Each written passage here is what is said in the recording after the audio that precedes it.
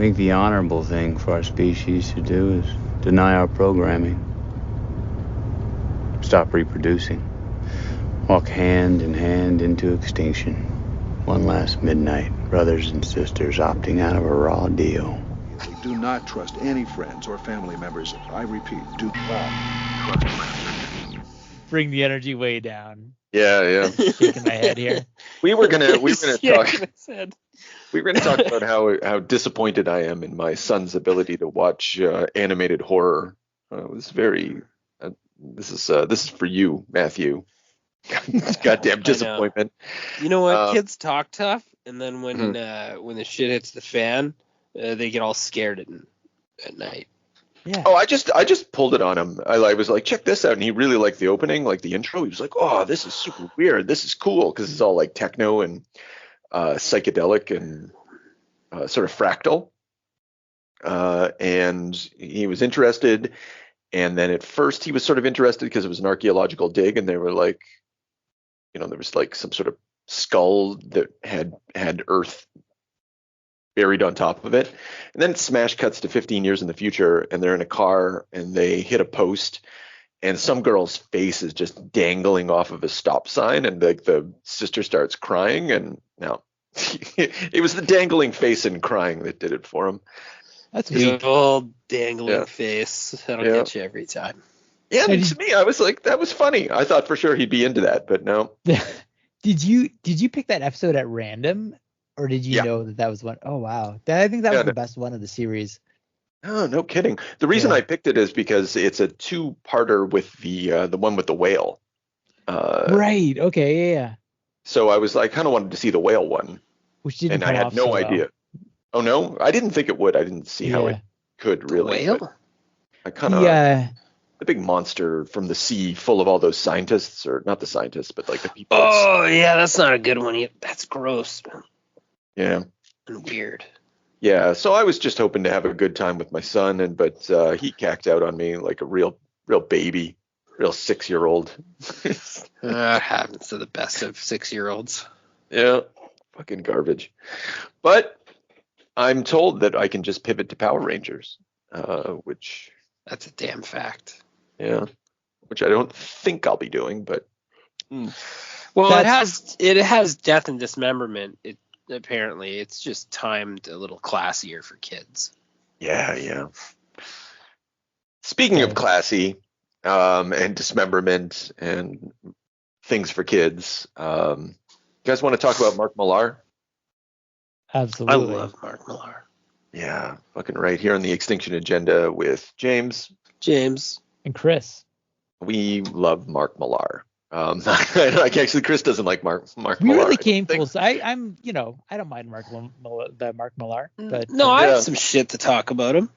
Yeah, well, that's fair. This is our third episode devoted exclusively to Mark Millar. So apparently, we're talking Civil War. If I didn't say already, the Marvel Comics event from 2006 to 2007, illustrated by Steve McNiven.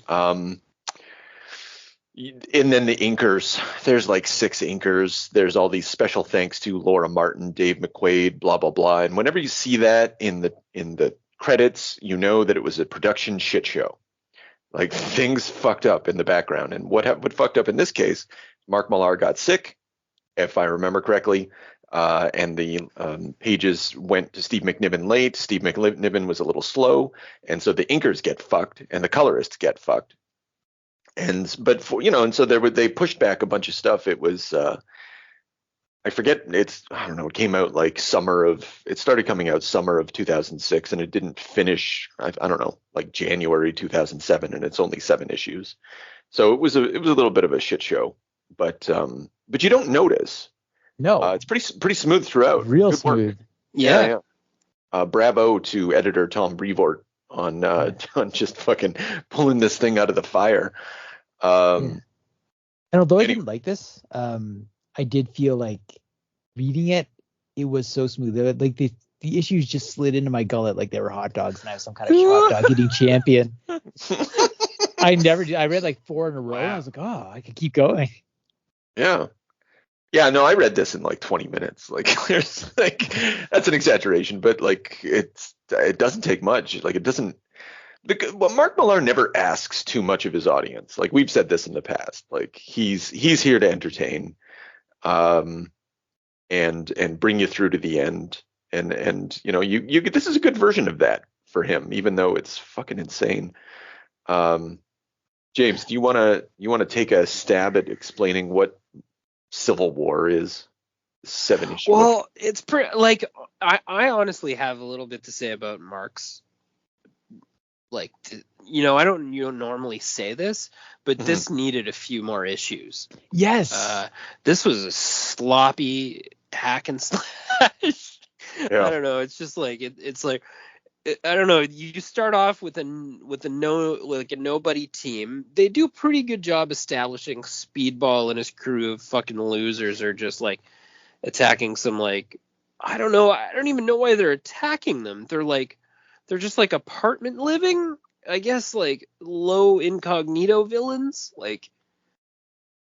And in an ill-planned attack, they fucking attack them, and they attack fucking whatever, the human bomb. What's his name? Nitro. Nitro decides that in his deadbeat apartment in front of a local school, he's just gonna explode. So he nukes like a bunch of children, and then. For whatever reason, at lightning pace, Iron Man decides everybody needs to be registered for the government. Cap decides that's fucking against his civil liberties, and the shit show ensues real fast, fucking fast. Like, what the fuck happened with that director of S.H.I.E.L.D.? Like, Maria who Hill? the fuck did she think she was? Yeah. It's sorry, it's dumb. Like, it's dumb. It's all forced and dumb. But on the, but it's kind of a payoff to, there was a better version of this story that somewhere, God knows that couldn't have been too hard, that sort of tied into Chris Claremont's Mutant Registration Act. Like there was this could have been like something that more visibly heralded an upcoming future dystopian future type situation, and would have tied in the X-Men a lot better. Might have been a little bit more interesting. Like the idea that it starts as like a superhuman registration program. I don't know. I guess it's kind of fun. Like, I don't know. It's an idea. It's a thing. Oh, it's still fun. I mean, like, just look at Cap dismantle these guys. Oh, yeah. I can't believe they tried to arrest the captain like that. He fucking warned them, too. Yeah, stand down, gentlemen. And then we had to get back right into our Cap conversation with the fact that a lot of these guys are not going to be the same again. No, he really... Don't even think about it, little man. He didn't pull a lot of punches. Only the pilot actually got taken out for a burger later. Yeah. Well, he's nice. Class act. Yeah. Yeah. This is my favorite. Like Mark Millar's, like Warren Ellis, he just has such a fantastic grasp of action on the comics page, and he brings out the best in his collaborators in that way. He's not.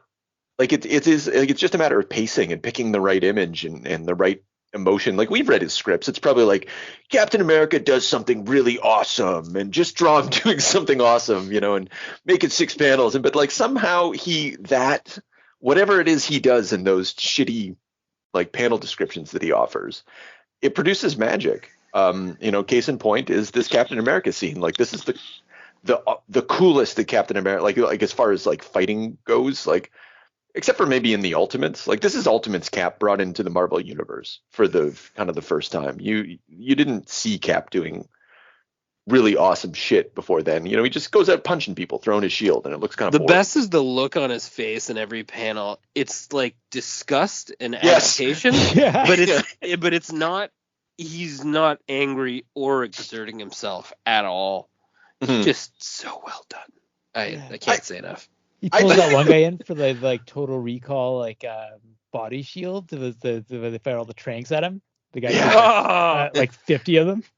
Yeah, that guy's gonna die. Yeah. Sure. Yeah, you hope that armor he's wearing absorbed those needles. The shit, I don't know. I think Steve McNiven just draws everybody scowling though. Like he's got a real, like, everybody has a resting bitch face. It's pretty. Yeah, I'm looking around. Everybody just looks smug and like, ugh. I really enjoy too, like, you know, I'm giving Mark a little bit of a hard time here, but I know I'm gonna backpedal on it. But the Watcher is a nice touch. Really gets your severity alarm going. You're like, whoa, wait, what the fuck? That's not good. Him showing up was cool, but like the like sad Watcher, like when Cap later, and yeah. Iron Man fight and he's like crying in the rain, that was just pure hackery. Oh shit, I forgot that happened. Like, does he really cry? Yeah, no, well, that's nice. who knows? It's raining, you know. But It's it raining. looks real Oh sad. yeah. This is what it's like when Dubs cry. Yeah. Exactly. Oh man. Yeah, Chris. So this was your first time reading the Civil War, I That's assume. right, it was. Man. This has got to be my 5th time reading this. Like, every time I think, like, I don't like that book. I don't really want to read that book. And then, like, I read 2 pages and I'm like, I think I'm just going to read Civil War. You know, like, I think I'm going to like settle in. Yeah, I think I'm one of those assholes that goes on the part, like, I go into the used car lot, you know, just to browse and then end up walking away with a fucking Toyota every fucking time. Anyway, Chris, what do you make of all this? Oh wow. You know, Avengers never really my team. Like I feel like Iron Man and Cap, very appropriate power level. But then you got like a Norse god, you got a wife feeding drunk, you've got like just weird robots. Like it just never gels for me. That sounds much cooler than it is. Like, oh yeah, wife feeding drunk, bunch of robots. Anyway, go on. I felt like this was, in a weird way, it's like one of the hackiest things we've ever read. Like maybe even more so than a Chuck Dixon comic. But there are some big ideas here, and it just comes together really well. Like there's big scenes, but what James said is absolutely accurate. Like it's got a pacing problem. Like we talked about how Mark Millar doesn't think that you can get into a comic too fast, but it doesn't let off the throttle, and like just people are making decisions that make no sense. I think you got the purest. I agree. Like I hate Cap. I think this is like a really pure Cap. Like he was very cool at times. I think it does agree. Like I don't understand Tony Stark in this at all. Oh no, there's no motivation for him to go this fucking sideways. No. Same with I was talking to actually it's funny. I was talking to my local comic store guy about this book, and we were having a back and forth. He loves it. He thought it was just like a riot, you know. And I said there was no motivation for Reed Richards to commit the atrocities that he committed, to open a prison planet, He like from zero to fascist, like abandon his wife, to like just madness. And the comic store guy argued that Reed Richards is a psychopath and always has been, and has always neglected his family in the pursuit of like mad science. Yeah, I think that's like someone who obviously hasn't actually read Fantastic Four comics. Or maybe just it's dialed up to 11 here because Mark's like, maybe I'll take some of these little quirks and just make them extreme. Yeah, I think this is something that people like to fuck around with. I think probably your local comics reader is thinking of Jonathan Hickman's version, you know, of Mr. Fantastic, and this Mark Millar version and some other writers' versions. But I mean, like classically, you know, he's not like this. But okay, Millar does give motivations to Reed Richards and Iron Man in this, but he does it so quickly in offhanded statements that you don't feel it, and you're left wondering like, why? Yeah, when you say he goes from zero to fascist in like no time whatsoever, fascist is not what he ends up going for, but Sue goes into his laboratory and Reed's all fired up. He's like, he's really excited working with the wife beating drunk and then the alcoholic industrialist, and she's looking at his wall, and there's all those like figures and mathematical like calculations on the wall, and she's like, "What is this?" And he's like, here's the quote, "No, it's the exponential curve of the number of super beings. The number of super beings is following in the apocalypse we're facing if unlicensed activity isn't brought under control." So for him, it's kind of like a global warming thing. And he's taking an extreme action in order to regulate these fucking, I mean, admittedly, like if you think about it, like the basic argument is like these super powered beings are out of control and they're going to destroy everything, and they're growing in number. Like there's something very meta about this comic, because like the superheroes did like they need more intellectual property. And they need more villains to fight those intellectual property, and so it's just this gray goo that's been unleashed, into the idea sphere. And Reed's idea is like, no, we got to get a hold of this gray goo, because it's just like it's going to destroy us. Well, at the very end, he even says, "Go ahead, James." No, sorry, go ahead. I was going to say, at the very end, he says, I'm sure you can see the pressure we were under creating new heroes, revamping old ones. So it's almost like he's a mouthpiece for the comics writer at the end. Exactly. Yeah. I think that like this as a tentpole, like this as an event comic, because we have to remember this is the event comic. This is like there's tie-ins, there's spin-offs, there's like little stories to tell the stuff in between. You're meant to buy like 25 fucking comics where Mark Millar's is at the center. Like I to say that this thing doesn't make full sense you're kind of, I don't know, you're missing the forest for the trees. Like I would really like it to make better sense. And I'd like it to be a better comic, but like that's not what it is. It's not meant to do that role. It's an event comic in 2005 or 2006. It makes no more sense than Infinite Crisis or anything else that's being put out since. Or Darkest Night. Mm-hmm. No, that's you still have a duty to tell a cohesive story, and I don't know that was done. If you're gonna put together a trade paperback with the best artist and best writer in the business, it should not be this type of a slop. I don't think. Wow, but it's an enjoyable slop, man. It is. There's not. Yeah. That's not fair. I know, but I see what you mean, though. I can see how Reed could be like, if Reed is already calculating that they already had a superhero apocalypse on their hands, this could just be like, hey, I got an excuse to help fix this, so let's jump on it. Yeah, it's stupid though. Like, why is he suddenly worried about this? I have a lot of trouble enjoying this because Iron Man and Mr. Fantastic are just they're super villains. Yeah, and I don't agree. Like you said that they don't get to the fascist level, but I mean like Reed is like monitoring Spider-Man. Like there's like this sort of like surveillance thing going on. Like it's really oppressive. It's a police state. Like it could be. That's fine. Police state is a different thing than fascism. Well, fair enough. Yeah. Yeah, that's fine. They're tracking towards something real bad. Like when Peter's looking at when Reed's like he's basically digging into the clone Thor's head, and there's like a little bit of blood just going down his cheek, and like he's just doing full brain surgery on Thor. Like it's a fake Thor, but it's Thor, and his like eyes are wide open, and it's just a silent panel, and he's starting to see the horror, and he's like, do you ever wonder if we're on the right side here, guys? And it's interesting that Peter is at the center of this. I think the reveal of Spider-Man as Peter Parker was pretty cool. Yeah. Pretty ballsy and fun the way it happened.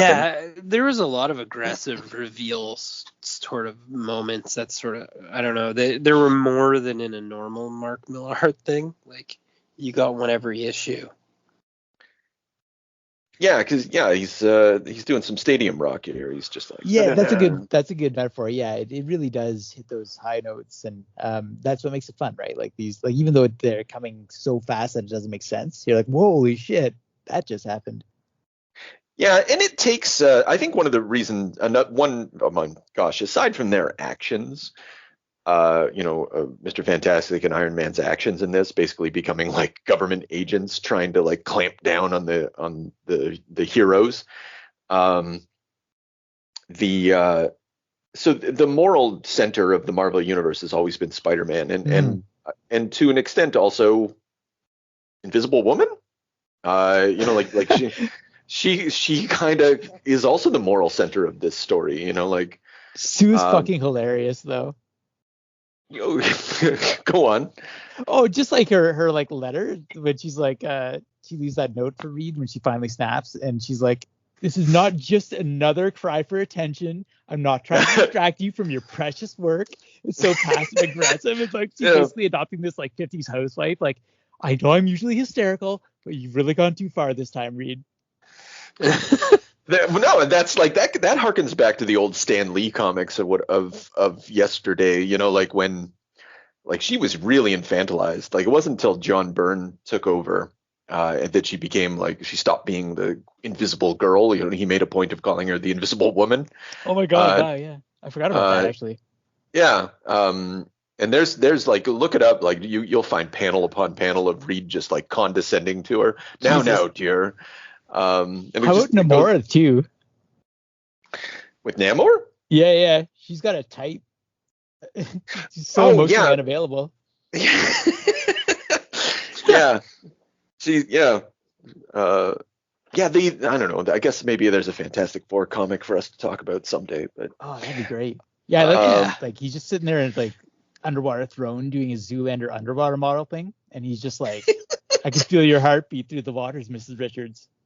Yeah, and then did they cut at that moment? Like, did they fuck after that? Is that what we're meant to? I don't think that's what happened, but is that what we're meant to? It's always in the undertone. Yeah. I like that he doesn't give you anything to work with either. Like he makes Reed and Iron Man bad. He stops in to see T'Challa, tells him to kick rocks, and that he's being a piece of shit. Yeah. And then Tony goes to see the X-Men, and he basically gets threatened and shamed off the property. Yeah. Like there's nothing to work with here. They're the bad guys. Like. Yeah. Without question. And it's so the moral centers they shift over to Captain America. And then but the thing is, like, Cap in this story, what the fuck is his motivation? Why is he being such a hard ass about this? Like the idea behind this is like so it's a school shooting, right? That's what happens. That's the metaphor at play here. And so superpowers are unregistered weapons in American culture. And it's a very, very loose metaphor. It's not explored very well, but that's basically like that's the allegory here. And so what Cap is a Second Amendment absolutist in this story? Like what about him? He never even carries a fucking gun. He throws a shield. You know what? It's also touching on the Patriot. Like it's very much a Bush era story too. Patriot Act, surveillance, privacy, and I think that's what Cap's in the undertone. What Cap's reacting against. Well, they're going to they'll take your guns to create the police state. Of course. Yeah, okay. I'll buy that. I think one of the other things too that happened was that like Cap got attacked by that director of S.H.I.E.L.D. Mm-hmm. Like I don't know, like maybe that just I don't know. I know he's not a reactionary guy, but maybe he was like, wait a second. In addition to this being wrong and oppressive, now we're not even negotiating. You've attacked me. It's over. We're doing this. Yeah. Yeah, it happened really fast, and like he was like, yeah, like I'm not comfortable with this to like Trank. And then Tony didn't even make it. Tony made it just like so easy to fight against them because he kept like ambushing them and lying to them. Yeah, and attacking over them and over, before, and then finally killed. What's his name? Goliath. Yeah. Yeah, killed Goliath with a weird fucking creepy Thor clone. And that actually goes to what you were saying, James, when Iron Man, they Trank, like he opens up, he ambushes him, and he takes out like Cloak and whoever the other fucking teleporter is, who cares? And And Cap listens to him, and then they shake hands, and he does that like zappy thing that fucks up Iron Man's armor. And his response is like, "You shouldn't have shot my people," something like that. You shouldn't have attacked my people. There might have been a détente, maybe a standing peace or whatever. But like, yeah, he won't. Don't tread on me, man. Yeah. Well, also as we've been talking, the way that Tony keeps referencing like police, Thor only acted as a police officer would, and like those sorts of comments really don't read the same way in 2024. But yeah, even then there it's like yeah, it's really, your eyebrows raised. Well, Goliath is a giant black man, So maybe like Millar is a mischievous and highly political writer.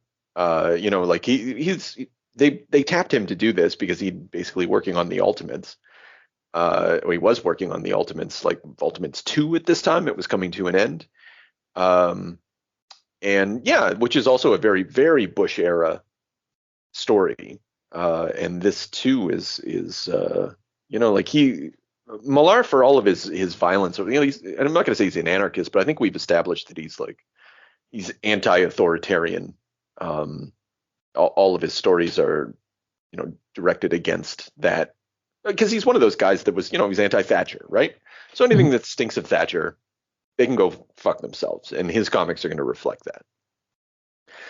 Even though he likes to kind of fuck around with, he writes really awful. His villains are so awful. Like, he's such a shit, like he rides the line very well, but his politics are on the I don't know. I don't want to say progressive, but liberal.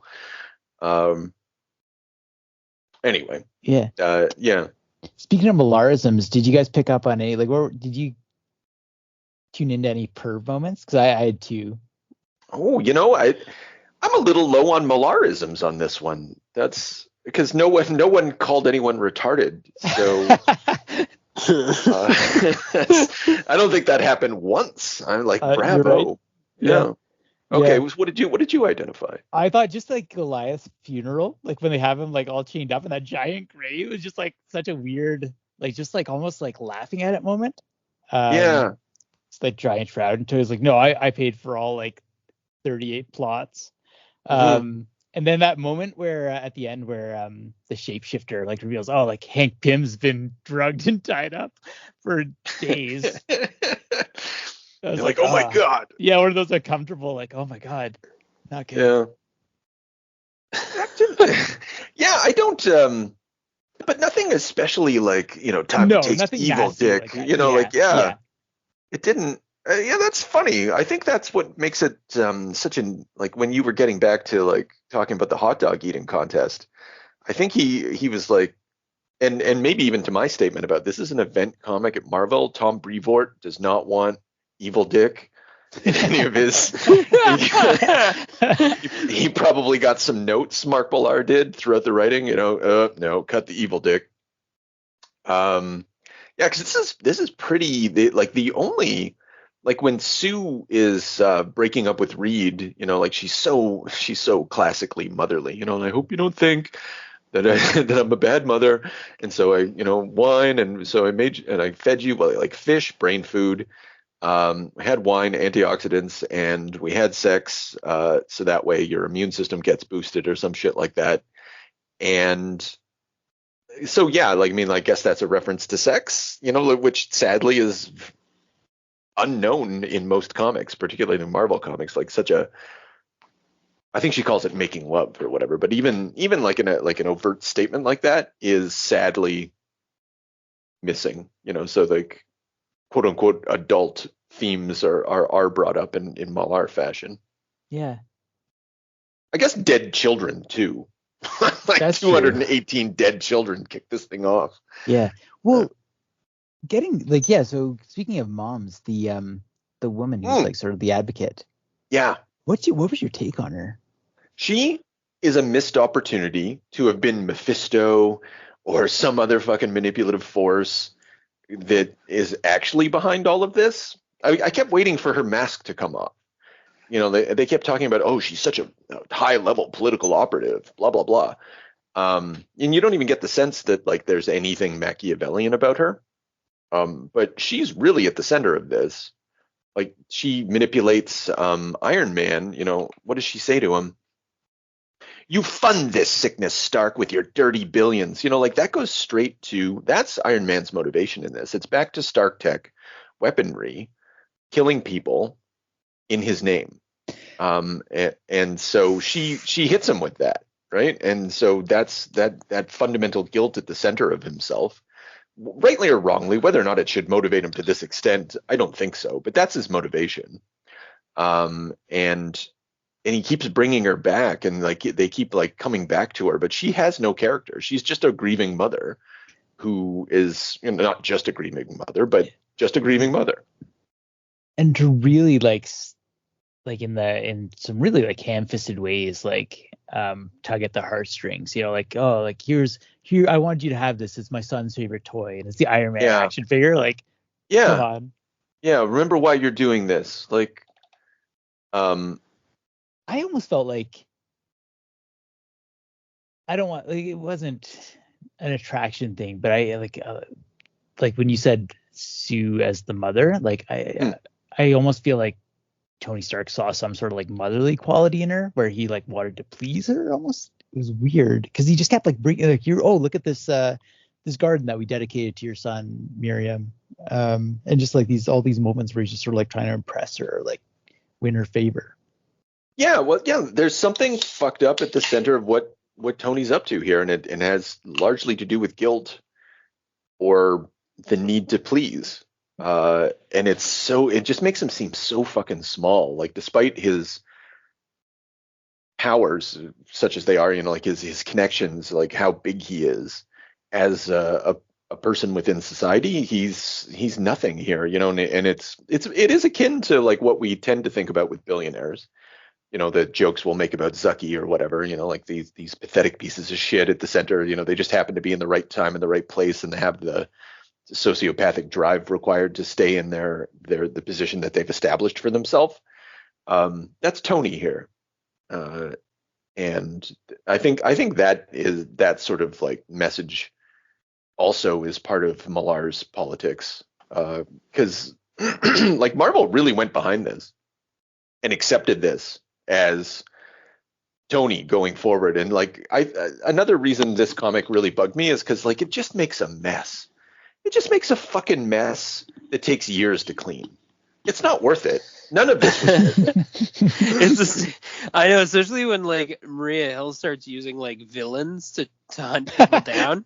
They're like, let's take the villains out of prison, even though we can't control them, and just use them to like basically, if the Punisher wouldn't have intervened, Spider-Man would have been killed on like their first decision to use villains. Yeah. Anyway, pretty funny Punisher intervention, a brutal murder. Yeah. And when his use of the Punisher was fucking ruthless. Yeah, it was amazing. Yeah, there's your Millarism. Yeah, you can't believe you like the way this comic is though. You don't even really like it's just one goddamn thing after another, and you almost forget. I think though that the Punisher has an interesting place in this. He's used badly, but I think he's also used well. So at the same time that Captain America gets the moral heft of the Invisible Woman and Spider-Man, he also gets the baggage of the Punisher as the vigilante, because Cap's ultimately his argument here is like vigilantism is good. These people are out there risking their lives, but the Punisher is a moral parable about the dangers of vigilantism, and so it's appropriate that he would show up there, and like. I don't like the way he like. It's not in keeping. Like my Punisher doesn't bow down to fucking Captain America. Yeah. But it makes sense in this story, like symbolically, if nothing else. It is true that he wouldn't, he would have no grudge against Captain America. Like if anyone's pure enough to like meet Punisher standards. Yeah, I'm just it's because I happen to know what their first meeting was way back in 1982, and Captain America, like the Punisher didn't give a fuck about Captain Shit. America. Okay. Tried to kill him, like Yeah. went toe to toe with him, like back in the old days when the Punisher was like for whatever reason able to fight Spider-Man and like fucking Nightcrawler at the same time. Well, I think I'd like to think that like his Black Ops abilities give him something, like something that would be like in it, like some kind of an edge in a fight that would be like akin to like whatever Hawkeye's skill level is, at least, where like you would not expect some of the things he would do to keep himself in a fight. That's a good comparison. It makes me makes me sad to compare him to Hawkeye. Yeah, but I can't give him any more than that. He's a human. Yeah, that's fair. Yeah, Hawkeye. Okay, well, we're not going to talk about Hawkeye. He's dead in this because this is post Avengers Disassembled. I think maybe there's two things that would have diffused this entire situation. One, Nick Fury. Two, probably Hawkeye. Clint, you think so? I think he would have talked some sense into people, like with his brash, because he used to be a villain, like he's something. I don't know, whatever. Nick Fury for sure. Well, Nick Fury would have had. Yeah, why was Nick? No, but Fury he wasn't director. S.H.I.E.L.D.?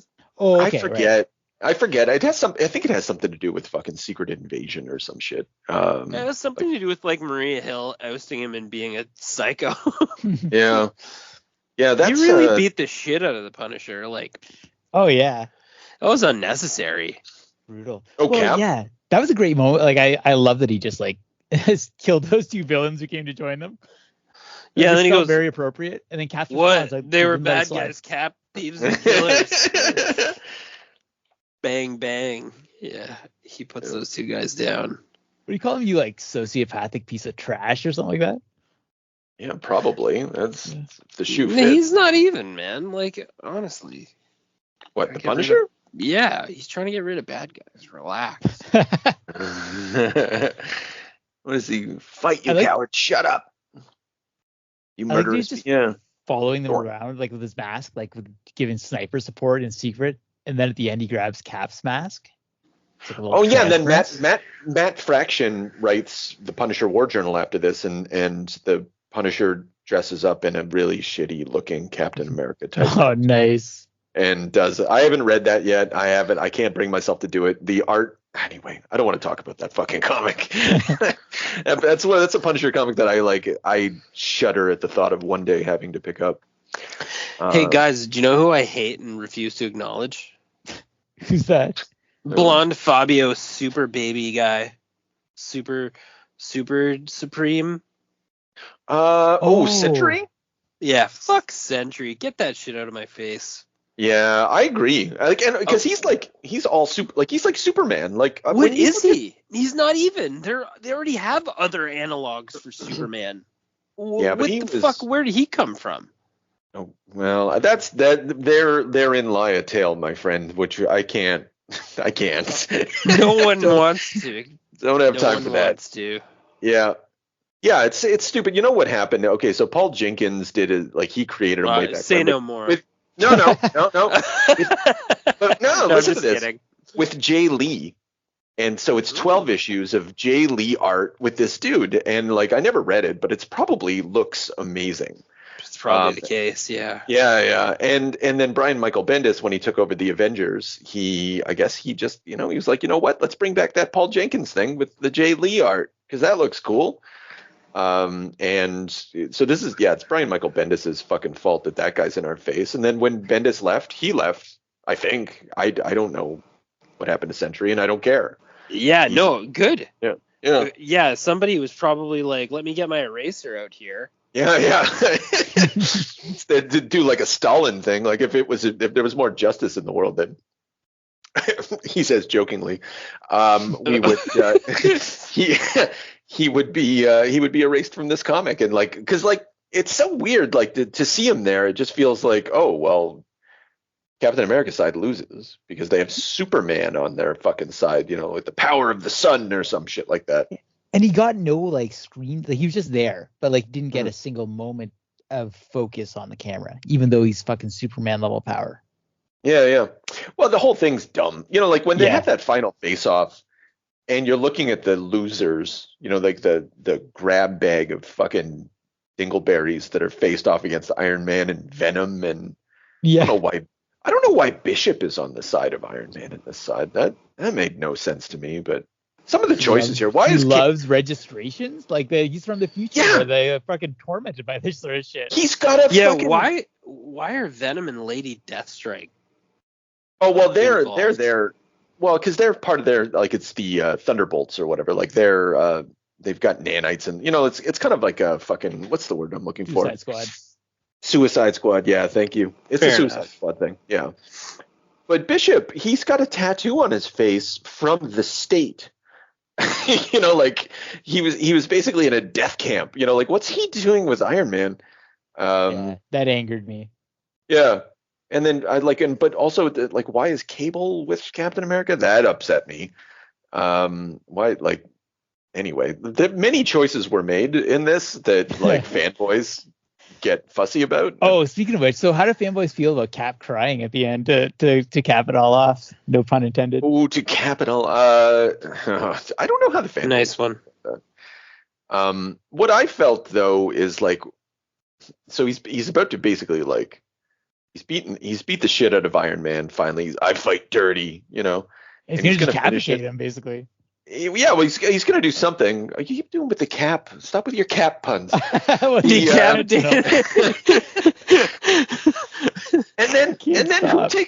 then who takes him down is a bunch of, like, it's a 9/11 thing, like the firemen and the paramedic and the cops and the ETMs and hold him down, and they're like, we got to stop this, and he's like, you're a little late for that, man. Like they ultimately, it's like, who are the real heroes in this? Like, I think Sue killed that goblin face guy. When? Oh, was that Taskmaster? Yeah, Taskmaster. She crushed him with a force field. Oh, yeah. Is that because he shot her husband or something? What did he do? Yeah, he shot Reed in the back. Oh yeah. Yeah, it's nice. I'm always happy when Sue Storm is depicted as like fucking incredibly powerful. But I do think it's like the Jean Grey thing. Whereby like the most desirable woman is secretly the most spiritually and visibly powerful. Like I think we as nerds, kind of like male nerds of a certain sort that grew up, in the older generations, I think that archetype probably still appeals, but I can't speak to later generations. No, they're cucks. we want a trad wife to put us in line. How about that Hercules? That's what I'm saying, man. I don't like when gods get involved. Why would gods care about these affairs? I don't think Hercules is the weirdest. Hercules is the weirdest character. He's out there just talking like he's like teleported in from Greece. Like, what? He is the weirdest fucking Avenger, and probably the most impossible to use or write properly. And this has to be the coolest moment for him of my lifetime. I don't know if you guys have something else on that. I'll gladly take a view of it, but that was glorious. I don't know. Talking with the "Thou art not Thor" moment. Oh yeah, with Mjolnir. Just mutilates their fucking robot. That's a full page spread too. Like, Millar, he knows when to pull it back and just let it happen. Yeah. Except for, like, I don't know. I think you see some of the production issues when Namor shows up and there's no background. It's just a bunch of blue dudes coming at you, Imperious Rex, and it looks like fucking garbage. You're just like, okay, well, whatever, that's happening. It's like Avatar. Oh, I love that in the final fight when Spider-Man goes back into his old costume. Oh yeah. And it's and he's beating up all those people and Reed's like, amazing and spectacular. Kicks him in the fucking throat. That was hokey as fuck. It was so hokey but awesome. I loved it too. It's true. It was. I love when anytime Spider-Man gets the proper love, like he's put up there in the upper echelons and of fucking weird beings. Yeah. Awesome. The worst is Tony's like cowardly celebration after Cap surrendered. Oh, at the end, right? What the fuck what are you doing, bro? Like what? And he tells everybody to stay. Yeah. You lost. And that was a really dumb choice by Cap also. To give up? Which led to his death in C Extinction Agenda episode last time or whatever. Yeah. What do you guys think of? I can't get over Cap crying. But we're winning here. Everything except the argument. I think that. So yeah, I don't know. Like I don't know. Yeah, it's dumb. It's dumb. He anytime Captain America cries, it's dumb. he's not he shouldn't cry. But let's try and think it through. Like what is happening there? So. Okay, so they're going to take our guns in order to establish a police state. We can't let it happen. We're going to stage a jailbreak of all the revolutionaries or whatever, like the patriots, let's say, who have been fighting against the system. As a consequence, we basically destroy a fucking city. Like a war breaks out. All right, but time out. Yeah. Where the fuck did those paramedics come from? There's a super being war zone. I don't think that matters. It's all symbolism. This is symbolism. Like, because why would 7 different types of, the fact that they show up at all is ridiculous. Yeah, is that a PSW? Yeah, probably. So then he, so a war zone shows up and basically all of the humanitarian social services just kind of tell him, Cap, you've gone too far. And then he's crying about the fact that he's engaged humanitarian social services as a consequence of his actions. Kind of fair, he went too far and he started a war. He should have taught them a lesson for putting hands on him. That's right. Yeah, that's what Darcy. We're not fighting for the people anymore, Falcon. We're just fighting. Yeah. Misting. Starting. God. Yeah. So I held off. I held off on saying this for a while, but when I was making supper today, I had a thought, and I was like, superheroes fight each other all the fucking time. Exactly. They fight each other just for lunch. They'll just fight each other, but then they team up afterwards. And so what Civil War presupposes, maybe they don't. Like that. That's it. He was just like. And so they and it's all decompressed. It's like your typical like misunderstanding hero versus hero fight. Just like in the 2000 style, just accordioned out forever, and then not given any like proper resolution where the heroes finally connect. That's true. Yeah.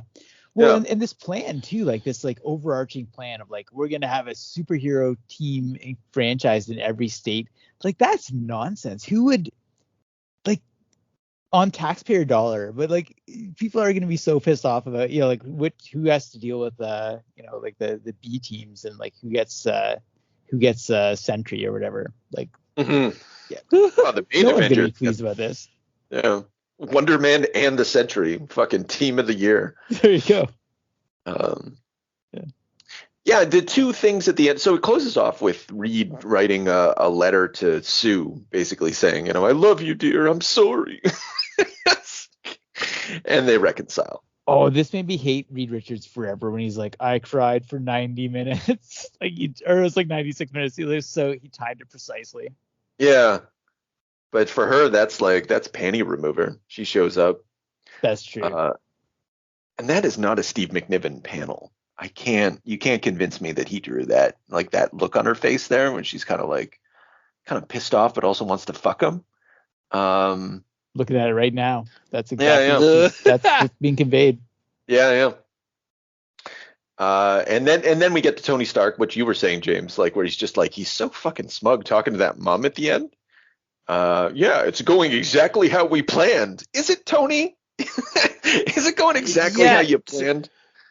Tony, you were looking down the barrel of Captain America fucking just about beating you into an unrecoverable state. Yeah.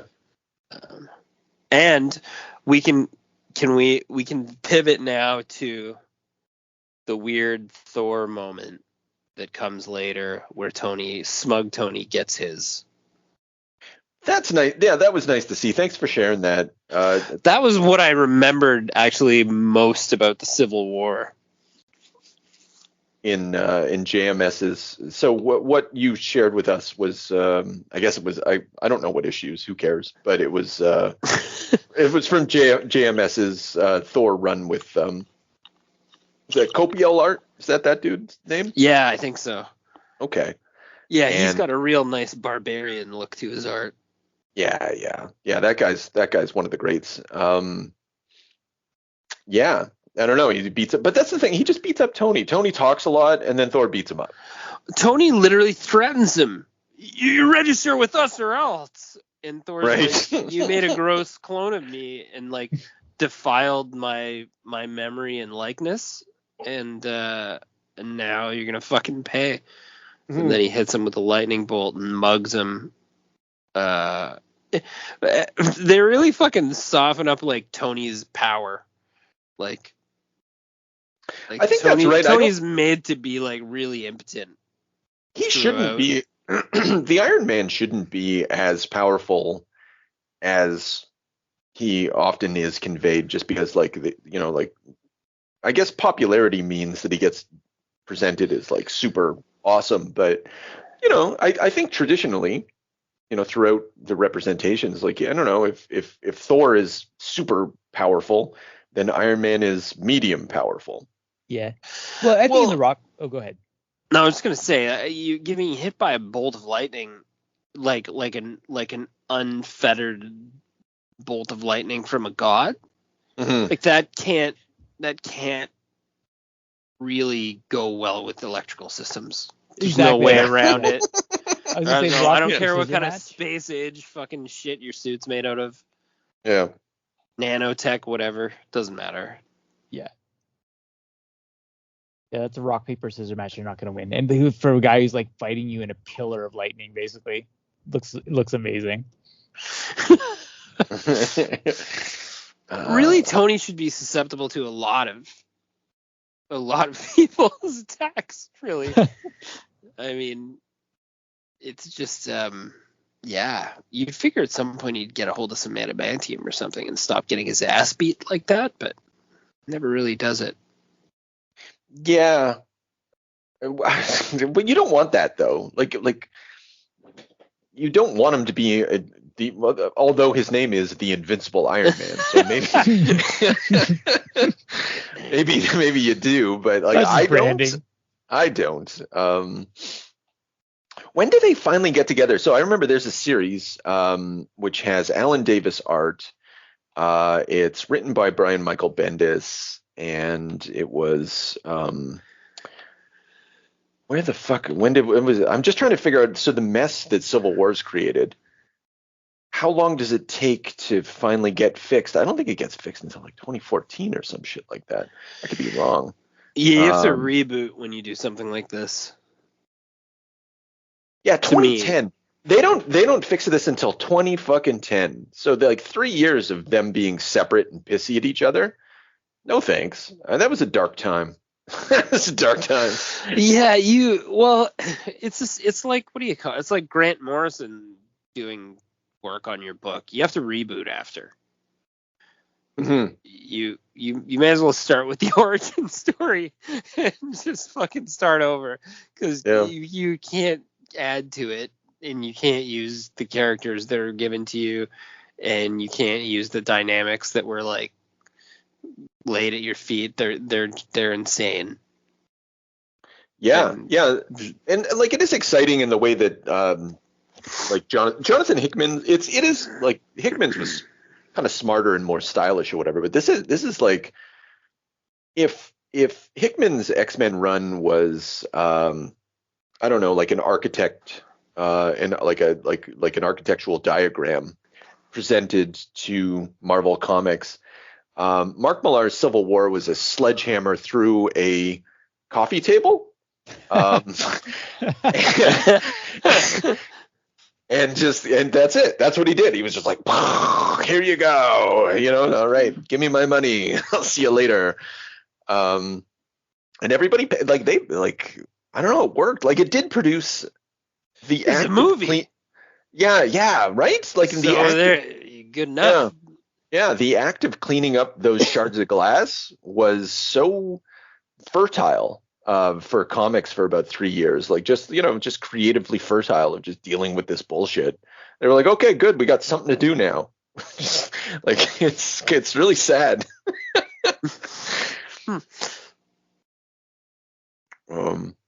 I think I'd really like to read that Avengers Prime comic though. It's a 5-issue series and see how like the three guys get back together, how that story's told. It's after the death of Cap and his return. So he's a little like he's not Captain America in the story, but yeah. It sounds like a story of bros just reconciling. Yeah, that's exactly what it is. It can happen. It can happen. Yeah. Yeah. It's just like that's just I don't know. You do things and then you have to deal with the fallout. Like being like same great Punisher, different guy.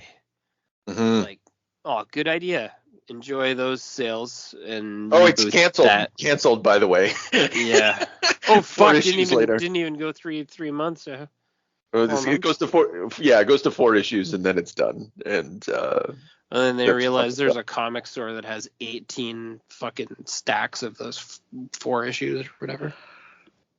Yeah, it was never. Anyway, we don't need to talk about that. But that I'll just say quickly that was never going to work, and I don't know what the fuck they were thinking. And listening to editor Tom Brevoort, who was behind all that, talking about, I really want to see more of this character. Like, you're the only one, dude. What? No, you want to see some more Sentry while you're at it, Brevoort? Yeah, I think.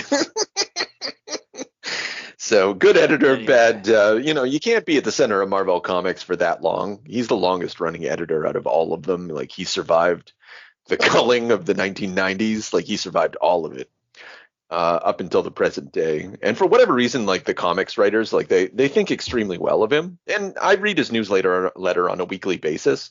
So I shouldn't talk. He's an interesting fellow, but he's also a stupid fucking nerd who doesn't know what he's talking about. Well, all you have to do is say that out loud on a different book. Same great Spider-Man, new Peter Parker, Smeater Barker. No. Fuck off, stupid idiot. What are you doing? Anyway. Fucking, yeah, there you go. Nailed it. You're absolutely right. And very rarely can you replace the main character. I know we're getting far afield here, so we probably are done talking about Civil War, but maybe zero you can replace the main character 0 times out of. No, for temporary periods you can do it. Like again, getting back to Ed Brubaker's Captain America run, Bucky takes over Captain America, and it's an interesting story. And Bucky's already cool. Yeah, right, but.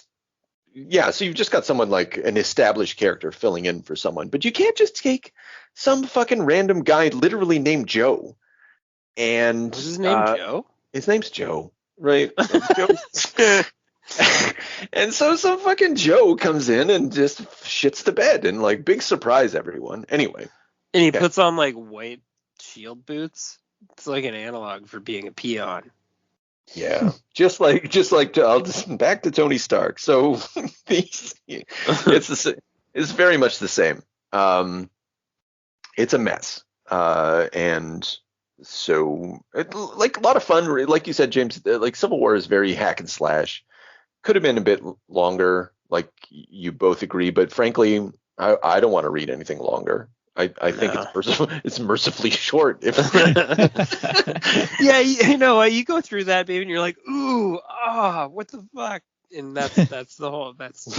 You do that for an hour straight. Yeah. After a certain point, you'd be like, I want to get off this ride. Yeah. 7 issues is such a weird number. Usually these things are 6 or whatever. Like, what are you doing? 7 months of this? I don't know. I mean, it could have been 12, but no thanks. Now, all we need is a little energon and a lot of luck.